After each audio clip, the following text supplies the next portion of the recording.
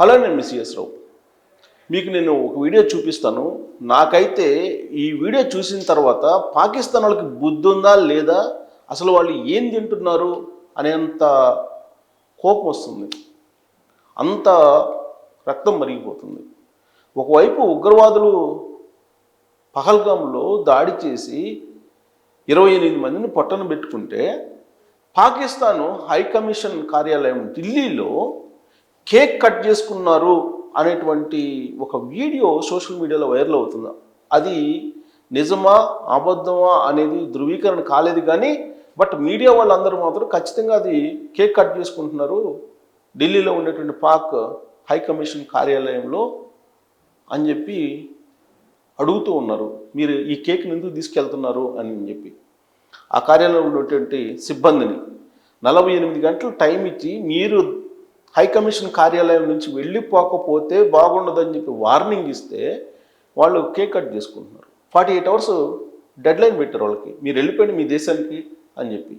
కేంద్ర ప్రభుత్వం వార్నింగ్ ఇస్తే వాళ్ళు కేక్ కట్ చేస్తున్నారని అంటే అసలు వాళ్ళని ఏమనుకోవాలి? అంటే ఇండియా ఏం చేయదనుకుంటున్నారా?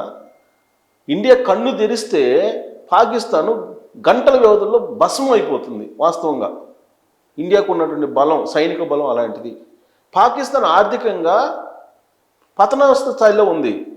అసలు ఆ దేశంలో తినటానికి తిండి కూడా లేదు వాళ్ళకి. అలాంటి పరిస్థితుల్లో వాళ్ళు దేశం గురించి ఆలోచించుకోకుండా, పైగా మీరు వెళ్ళిపోండి ఇక్కడి నుంచి, పాకిస్తాన్ వాళ్ళు ఎవరు ఒక్కళ్ళు కూడా ఉండటానికి లేదు ఇండియాలో అని చెప్పి వార్నింగ్ ఇస్తే వెళ్లకుండా కేకులు కట్ చేసుకున్నారంటే ఇతను అసలు పోనిస్తారా? పాకిస్తాన్ పోనిచ్చిన పరిస్థితుల్లో హిందూ సంస్థలన్నీ ఇప్పుడు పాకిస్తాన్ హైకమిషన్ కార్యాలయాన్ని చుట్టుముట్టేటువంటి ప్రయత్నం చేస్తూ ఉన్నాయి. ఇలాంటి రెచ్చగొట్టేటువంటి పనులు చేసి భారతదేశంలో మత కలహాలు లేదంటే విద్వేషాలు ఉన్నాయి అని చెప్పి ప్రపంచానికి చెప్పేటువంటి ప్రయత్నం చేస్తుంది. ఈ వీడియో చూడండి ఒకసారి, మీకు కూడా అర్థమవుతుంది.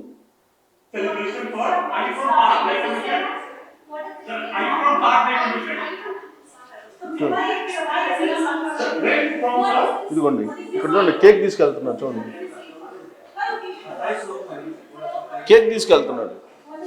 ఎందుకు తీసుకెళ్తున్నారంటే సమాధానం చెప్పట్లా.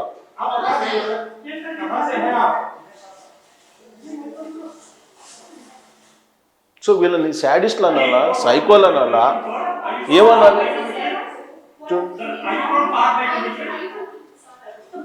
హైకమిషన్ కార్యాలయంలో జరుగుతున్న తతంగం అది. అతను ఎంత ఎంత సమాధానం చెప్పకుండా నిర్లక్ష్యంగా వెళ్ళిపోతున్నాడు చూడండి. మరి హిందూ సమస్యలు లేదంటే భారతీయులు వాళ్ళని ఏం చేయకుండా ఎందుకుంటారు? చూడండి, cake for celebration నడుతుంది.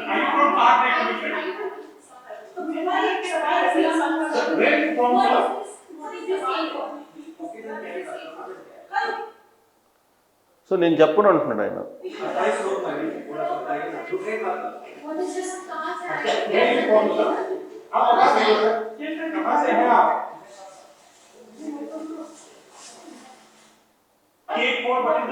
Cake for అని అడుగుతుంటే సమాధానం చెప్పుకుని వెళ్ళిపోతున్నాడు.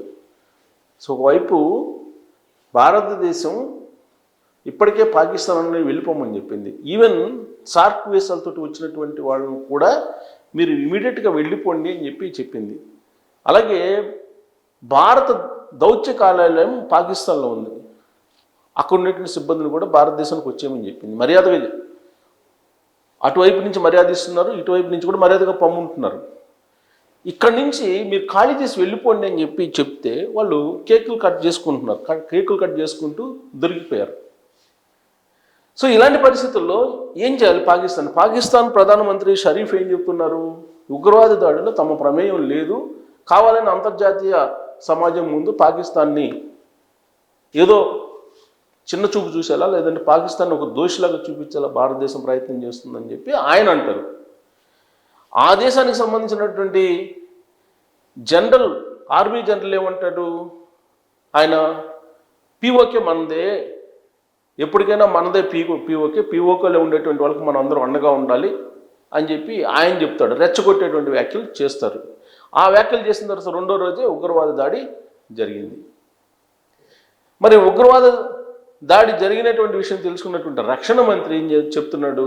పాకిస్తాన్ రక్షణ మంత్రి ఇండియాలో అంతర్గతంగా ఉన్నటువంటి కలహాల కారణంగానే అది జరిగింది, మాకు సంబంధం లేదు అని అంటాడు. ఛత్తీస్గఢ్ని, నాగాల్యాండ్ని, తర్వాత మణిపూర్ని, ఇలాంటి వాటన్నిటిని ఉటంకిస్తూ భారతదేశంలో అంతర్గతంగా ఉన్నటువంటి అన్సర్టనిటీ కారణంగానే అలాంటి ఇన్సిడెంట్ జరిగిందని ఆయన చెప్తున్నాడు.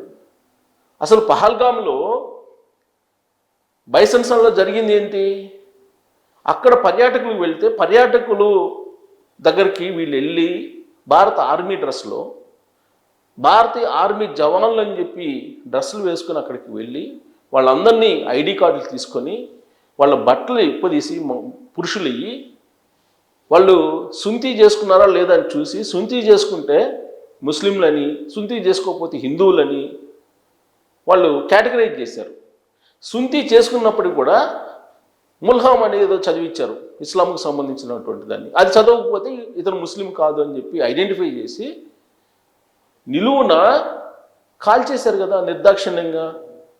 అలాంటి ముష్కర్లకి సపోర్ట్ చేస్తూ భారతదేశంలో, అది కూడా భారతదేశ రాజధాని ఢిల్లీలో ఉన్నటువంటి పాకిస్తాన్ హైకమిషన్ కార్యాలయంలో కేక్ కట్ చేసుకోవడానికి వెళ్తున్నాడు అని అంటే ఏమనాలి పాకిస్తాన్ని? ఇంకా క్షమించాలా పాకిస్తాన్ని? అంటే పాకిస్తాన్ అధికారుల్లో కూడా నరనరన ఏ విధమైనటువంటి అభిప్రాయం జీర్ణించుకోపోయింది? ఉగ్రవాదులు సామాన్యుల్ని, ఏ పాపం తెలియనటువంటి వాళ్ళని, అమాయకుల్ని కాల్చి చంపితే వీళ్ళు కేక్ కట్ చేసుకుంటున్నారంటే వాళ్ళని మనుషులనాలా? వాళ్ళని ఏమనాలి? ఏం తింటున్నారు వాళ్ళు? అసలు మనుషులనాలా, లేకపోతే రాక్షసులనాలా, లేకపోతే మనిషి రూపంలో ఉన్నటువంటి రాక్షసులు అనుకోవాలా? ఏమనుకోవాలి ఇలాంటి వాళ్ళని? పైగా వీళ్ళు దౌత్య కార్యాలయంలో పనిచేసేవాళ్ళు.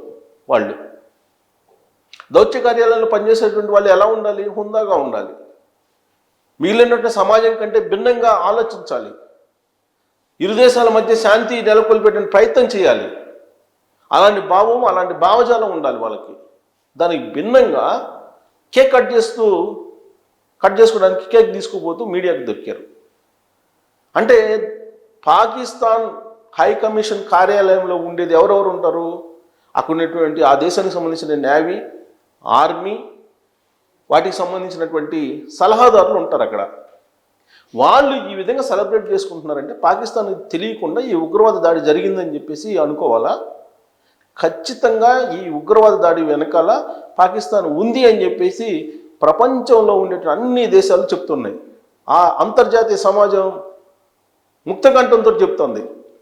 అసలు ఆ దేశం అనేది ఉగ్రవాదులకు అడ్డాగా మారిందని చెప్పి పాకిస్తాన్ మీద ఉన్నటువంటి అభిప్రాయం. అక్కడ ఉన్నటువంటి ముష్కరులు ఎవరైతే ఉన్నారో వాళ్ళు భారతదేశం మీద విషం చిమ్ముతూ ఉన్నారు. అందుకే మోడీ గారు కీలకమైన నిర్ణయాలు తీసుకున్నారు. సింధు నది జలాల్ని ఆపివేశారు. దశాబ్దాలుగా కొనసాగినటువంటి ఒప్పందాన్ని ఆయన రద్దు చేసుకున్నారు. దీంతో రాబోయేటువంటి రోజులు వాళ్ళకి తాగడానికి నీళ్లు కూడా ఉండవు, తినటానికి తిండి కూడా ఉండదు.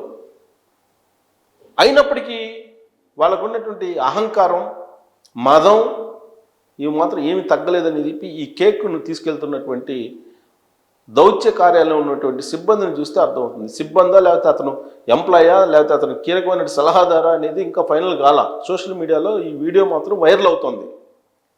మరి దీన్ని చూసిన తర్వాత భారతదేశంలో ఉండేటువంటి పౌరులు, సగటు భారతీయుడు అసలు తట్టుకోగలడా? ఇప్పటికే ఆ ఉగ్రవాద దాడి చూసిన తర్వాత, ఆ విజువల్స్ చూసిన తర్వాత రక్తం మరిగిపోయేలాగా ఇప్పుడు భారతదేశ ప్రజలు ఉన్నారు. మరింత రెచ్చగొట్టేలాగా పాకిస్తాన్ దౌత్య కార్యాలయంలో హైకమిషన్లు, ఇండియాలో ఉండే హైకమిషన్ కార్యాలయంలో జరుగుతున్నటువంటి సెలబ్రేషన్స్ కనుక చూస్తే అసలు వీళ్ళని పాకిస్తాన్ పోనిస్తారా? పాకిస్తాన్కి వీళ్ళు క్షేమంగా వెళ్ళే అవకాశం ఉందా?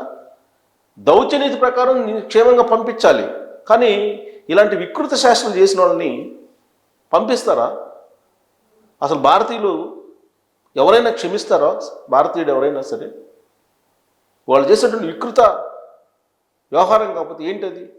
28 మంది అమాయకులు చనిపోతే, అమాయకుల్ని కాల్చివేస్తే ఉగ్రవాదులు, దానికి నిరసన వ్యక్తం చేసి ఎలాంటి దాడులు ఖండించాల్సింది పోయి రకరకాలుగా మాట్లాడుతూ ఉన్నారు. పాకిస్తాన్కి సంబంధించినటువంటి ప్రధానమంత్రి, రక్షణ మంత్రి, ఆ దేశానికి సంబంధించినటువంటి ఆర్మీ చీఫ్, వీళ్ళందరూ కూడా అంటే వీళ్ళు మనుషులా లేకపోతే వీళ్ళు రాక్షసుల కన్నా ఇంకా ఎక్కువ క్రూరమైనటువంటి వాళ్ళుగా కనిపిస్తున్నారు.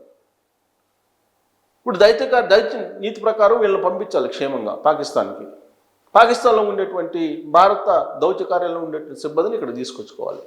కీలకమైన నిర్ణయాలు తీసుకున్నారు కదా, 48 గంటలు వెళ్ళిపోవాలని చెప్పారు కదా, 48 అవర్స్ టైం ఇచ్చారు, డెడ్ లైన్ పెట్టారు. 48 అవర్స్లో మీరు సర్దుకొని వెళ్ళిపోండి, భారతదేశంలో ఉండటానికి లేదు, ఏ పాకిస్తానీయుడు ఒక్కళ్ళు కూడా ఉండటానికి లేదు భారతదేశంలో అని చెప్పి కేంద్ర ప్రభుత్వం, భారత ప్రభుత్వం క్లియర్గా చెప్పింది. ఎంత టెన్షన్ వాతావరణం ఉంది. ఒకవైపు సరిహద్దులు మూసేశారు, అక్కడ అటారీ దగ్గర ఉన్నటువంటి గేటుని కంప్లీట్ క్లోజ్ చేసేసారు. అటు నుంచి ఇటు, ఇటు నుంచి అటు పోవడానికి కూడా లేదని చెప్పేసి క్లియర్గా చేసేసారు. ఇలాంటి పరిస్థితుల్లో భారతదేశ రాజధాని, భారతదేశ గడ్డ మీద ఉగ్రవాద దాడిని ప్రోత్సహిస్తూ సెలబ్రేట్ చేసుకుంటున్నటువంటి ఇలాంటి వాళ్ళని చీల్చి చెండాలాడా లేదంటే దౌత్యనీతి ప్రకారం వీళ్ళని పంపించాలా, ఏం చేయాలి అనే దాని మీద మీరు కామెంట్ చేయొచ్చు. Thank you.